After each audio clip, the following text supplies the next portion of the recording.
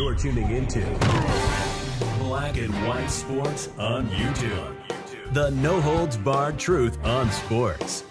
The main event starts now. All right, Black and White Sports supporters, we're going to talk about the Baltimore Ravens and Lamar Jackson because there's a bit of a controversy brewing right now because Lamar Jackson has not shown up to OTAs.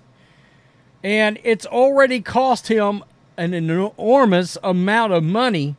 And a lot of people are really confused. John Harbaugh has now had to come out and actually make a comment on it. And one of the biggest storylines of last offseason was the nightmare that was surrounding Lamar Jackson and the size of the contract he was going to end up getting. Now, he bet on himself. He negotiated it himself, and he got a lot of money. He also did not get that fully guaranteed contract he was looking for, a la Deshaun Watson.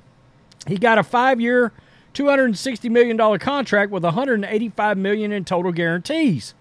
Now, you may be thinking, well, Lamar Jackson must have had a hell of a playoff run for him to skip OTAs. You would be wrong. He has been disastrous in the playoffs. He's got a career 2-4 record. He was terrible against the Chiefs. In fact, he's been terrible in every single playoff game he's been in, except the one that he played against Houston. They won that game. The Ravens were the first overall seed in the AFC, right? They won that game. But even at that, he threw for 152 yards in that game, right? And a lot of people, that's been the knock on Lamar Jackson, has been his passing from the pocket. You see this headline from NFL.com after the loss to the Chiefs. Todd Monk and Lamar Jackson flop on massive stage. It was a nightmare. So then, why the hell is Lamar Jackson skipping OTAs right now? And Florio has put out a couple of articles on this, and this is getting interesting. Of course, Lamar Jackson, MVP, but the playoffs is where you make your legacy. And his legacy, I was shocked the Ravens gave him this much money. Truly. And you got to wonder, John Harbaugh is now having to comment on the fact that this guy's not at OTA, so yet more drama is happening at Ravens during the Ravens offseason. Two-time MVP Lamar Jackson, come on, Florio, Jamar Jackson, really? Has stayed away from most of the Ravens OTAs. He's the only offensive starter in Baltimore who isn't attending voluntary workouts. Let us not forget. Let's go back to the playoffs the year before. They made the playoffs. We're facing the Bengals. And he chose not to play. Now, there was rumors out there that he had a bum knee. But there was also a lot of rumors he wasn't playing because he wanted a new contract. Well, you got your new contract, and this is exactly what people were concerned about. Was he going to be willing to be a team-first guy and put the team ahead of everything else? Now that you got paid, he's not around. On one hand, it's voluntary. Players have no obligation to attend. He's fully in compliance with his contract in the CBA by staying away. He's fully within his rights. He's doing nothing wrong. On the other hand, why wouldn't he volunteer to show up? He's the quarterback, the leader of the team. He's making $52 million. That's a great question, Mike Florio. It's a great question. Now, Mike Tomlin, this is what he said. We want volunteers, not hostages. Why wouldn't any quarterback who hopes to get the most out of his skills and to be prepared as possible for the coming season not volunteer to be there? Question mark. What else is he going to do? Question mark. In other words, what the hell else has Lamar Jackson got to do? Now, Mike Tomlin wasn't even talking about Lamar Jackson, but he was talking about all NFL quarterbacks. Like, what else are you going to do right now? Lamar Jackson has cost himself $750,000.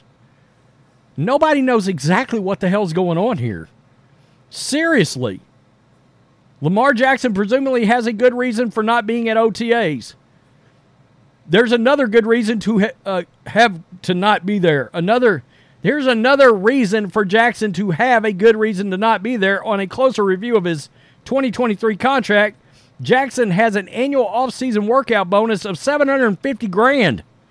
To qualify, he must participate in 80% of the offseason workouts, excluding mandatory minicamp.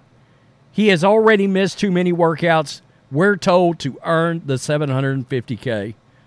He's already dropped that money. An identical payment with identical terms is available in 2025, 2026, and 2027. The annual $750,000 payment was initially believed to be an off-season roster bonus. That was not the case. They were workout bonuses. I mean, wow. $750,000 is gone for good. If you're a Ravens fan, I wonder how you feel right now about having given this guy that big contract. All right? Now, there was a lot of cautionary tales out there that we have covered at great length on this channel. Russell Wilson, Deshaun Watson, quarterback contracts that are huge, quarterback contracts that have become disastrous. All right? Now, I remember even upon him, the news breaking that he was signing that contract, there were even Ravens fans coming through the comment section of my Lamar Jackson videos saying he will never win us a Super Bowl. And he's one of these pure dual-threat quarterbacks. I like Lamar. I do, actually. But I said I wouldn't have given him that much money. I wouldn't have because of injury risk, yada, yada, yada. And this raised... Look, when you get to the playoffs, you got to pass from the pocket. And when defenses get better and the weather gets colder, he has not proven he can do that. Plain and simple. 2-4.